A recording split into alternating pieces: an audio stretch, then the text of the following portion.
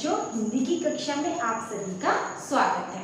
और आज हम पढ़ने जा रहे हैं बेटा कक्षा 12वीं की हिंदी ऐच्छिक की पाठ्य पुस्तक अंतरा के गद्य खंड के अंतर्गत जो हमारा पहला पाठ है बेटा, जिसका नाम है प्रेम घन की छाया स्मृति। और इसके लेखक का नाम है बेटा आचार्य रामचंद्र शुक्ल।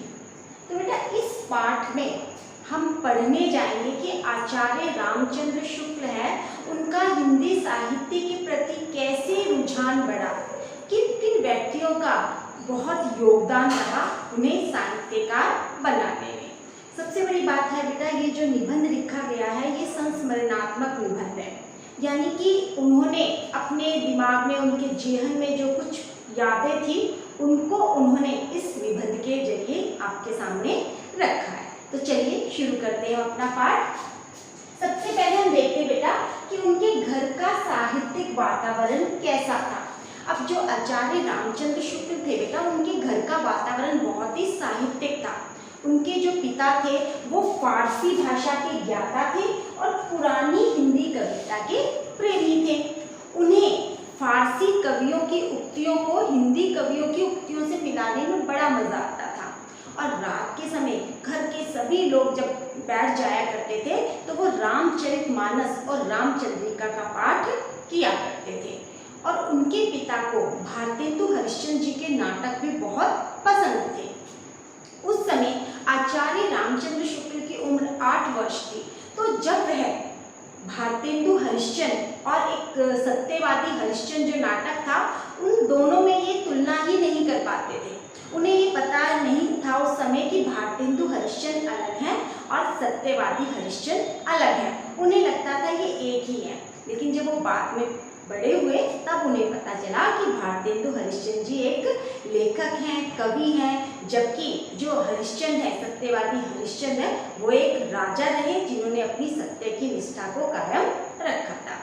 तो इस तरह से हमने देखा बेटा कि उनकी जो घर का वातावरण था वो बहुत ही साहित्यिक था और इसी वातावरण में वो पल बढ़कर बड़े हुए थे।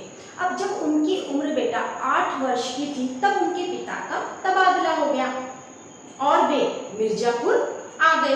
अब जब वे मिर्जापुर आ गए तो दोस्तों से अच्छी खासी उनकी दोस्ती हो गई। तभी उन्हें पता चला कि उनका कोई एक दोस्त है जिसे बद्री नारायण चौधरी प्रेम घन जी का घर का पता है। तो बस उन्होंने सोचा क्यों ना आज उनके दर्शन कर लिए जाए। तो इसलिए मील 1.5 मील वो पैदल चले और जाकर उनके घर के वहाँ बाहर खड़े हो जाते हैं। बड़ी देर तक इंतजार करते हैं, देखते हैं कि जो घर है वो पत्थर का बना हुआ है, पेड़ों से लताओं से घिरा हुआ है। अब उनको देखने की तो उत्सुकता बच्चों के अंदर थी, खास तौर पे जो आचार्य रामचंद्र शुक्ल थे वो उनको देखना चाहते थे। तो इसलिए वो वहाँ पर काफ़ी देर तक टहलते रहे, इधर उधर, उन्हें कोई नजर नहीं आया। फिर अचानक से उन्होंने देखा कि बरामदे के बीच में एक मूर्ति सी आकर खड़ी हो गई है। बाल कंधे तक बिखरे हुए थे और एक हाथ उनका कमर पर था और दूसरा उन्होंने उस पिलर पर अपना हाथ रखा हुआ था, उस स्तंभ पर अपना हाथ रखा हुआ था। तो बस वही उनकी एक पहली झलक थी बद्री नारायण चौधरी प्रेम घन की, जो शुक्ल जी ने वहाँ पर देखी थी। फिर उसके बाद जब वे क्वींस कॉलेज में पढ़ते थे तो बेटा उनके घर पर भारत जीवन प्रेस की पुस्तकें प्रायः आया करती थी। लेकिन पिता को ये डर था कि कहीं वो अपनी पढ़ाई छोड़ ना दे, बिगड़ ना जाए, इसलिए वह उन पुस्तकों को उनसे छुपा छुपा कर रखा करते थे। लेकिन पंडित केदारनाथ जी ने वहाँ पर एक पुस्तकालय खोल रखा था और वे वहाँ पर जा जाकर वहाँ से पुस्तकें ला लाकर पढ़ा करते थे। तो इस तरह से हम देख रहे हैं कि उनकी साहित्य के प्रति बहुत अधिक रुचि थी। एक बार उनके पिता ने एक आदमी के साथ उनको एक बारात में भेजा, बारात काशी में हुई थी। अब वो जब वहाँ पर काशी में गए तो ऐसे ही घूम फिर रहे थे, तभी उन्होंने देखा कि वहाँ पर पंडित केदारनाथ जी एक घर से बाहर निकले। अब क्योंकि वो उनके पुस्तकालय से पुस्तकें लाया करते थे इसलिए वो उनको जानते थे और उन्होंने भी जब उसको देखा तो उन्हें भी ध्यान था कि हाँ भाई ये मेरी पुस्तकालय से बहुत सारी पुस्तक लेकर जाया करता है। तो उन्हें पता चला कि ये जहाँ से निकले हैं, जिस घर से बाहर निकले हैं, यह भारतेंदु हरिश्चंद्र जी का घर है। बस उसके बाद तो वो वहाँ पर खड़े होकर उस घर को देखने लग गए और जब उन्होंने भी उसका इतना लगाव देखा तो वो बहुत खुश हुए। अब तो उनकी उनसे काफ़ी दोस्ती हो गई थी। उसके बाद जो बद्री नारायण चौधरी प्रेमघन है वो उनके घर पर भी जाने लग गए थे। अब वह वहाँ पर एक लेखक की दृष्टि से जाने लग गए थे। तब उनकी उम्र बेटा 16 वर्ष थी, यानी 16 वर्ष की उम्र में ही उन्होंने अपनी एक मित्र मंडली तैयार कर ली थी। हिंदी जो कवि थे उनकी एक मंडली थी जिसमें हम देखते हैं कि वहाँ पर श्री युत काशी प्रसाद जी, जायसवाल, पंडित बद्रीनाथ गौड़, पंडित उमा शंकर द्विवेदी, ये सभी उनकी हिंदी मंडली में शामिल थे।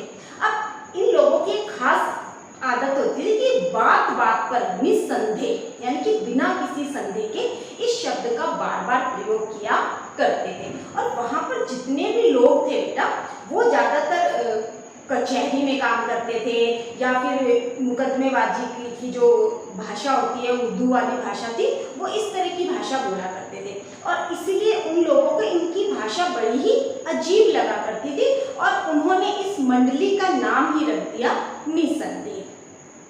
अब जो लेखक था बेटा, जो आचार्य रामचंद्र शुक्ल थे, तो इस तरह से जब वो इस मित्र मंडली में शामिल हुए तो उनका बड़े बड़े लेखकों से परिचय होने लग गया था, यानी अब उनकी गिनती भी लेखकों में होने लग गई थी। उसके बाद बेटा इस पाठ में उन्होंने, क्योंकि पाठ का नाम है प्रेमघन की छाया स्मृति, तो हमने उन्होंने उसकी पहली झलक देखी। फिर उनके बाद उनकी बहुत दोस्ती हो गई थी।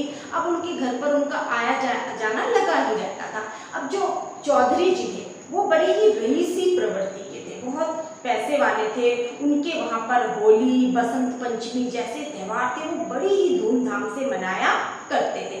और उनकी सूरत से भी जो रईसी थी वो टपकती रहती थी।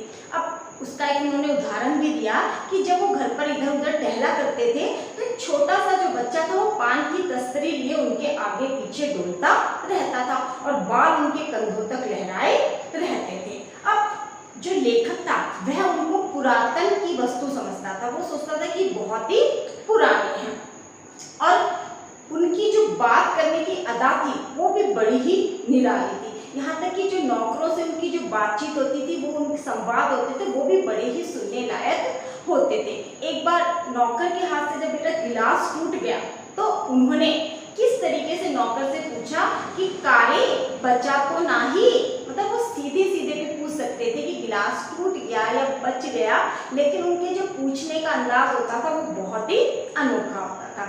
ऐसे ही बेटा एक बार एक पंडित जी आए, जैसे वो लोग खड़े हुए थे, बातें कर रहे थे, तो पंडित जी आए और बोलने लगे कि आज तो मेरा एकादशी का व्रत है और मैं जलाहार खाकर आया हूँ।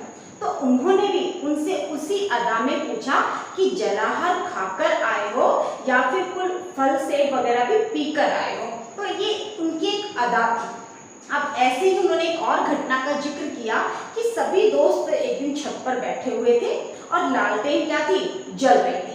तभी उन्होंने देखा कि जो उसकी लौ थी वो भग-भग कर रही थी, यानी कि वो बुझने वाला था। तो खुद नहीं बुझाया उन्होंने उस लालटेन को, बल्कि नौकर को आवाज लगाई कि इसको बुझा दो। अब लेखक चाहता था कि उसको बुझा दे, लेकिन बाकियों ने मना कर दिया कि अब देखो क्या तमाशा होता है। तभी वे अपने नौकर को आवाज लगाते हैं कि अरे जब जल जाएगी तब आएगा, और बस तभी क्या होता है कि वो जो चिमनी होती है वो जल जाती है। तो कहने का तात्पर्य यह था कि बहुत रईस प्रवृत्ति के थे, उनका अलग ही तरह का एक अंदाज था। तो इस तरह से हमने इस पाठ में देखा कि जो बद्री नारायण चौधरी प्रेमघन जी थे, ठीक है, उनकी पहली झलक लेखक ने कैसे देखी, किस तरह की उनकी प्रवृत्ति थी, और आचार्य रामचंद्र शुक्ल किस तरह से हिंदी साहित्य में आए, उनका रुझान किस तरीके से बढ़ा था। तो ये था बेटा आपका गद्य का पहला पाठ, प्रेमघन की छाया स्मृति। उम्मीद करती हूँ कि आपने पाठ को बहुत अच्छी तरह से समझा होगा। धन्यवाद।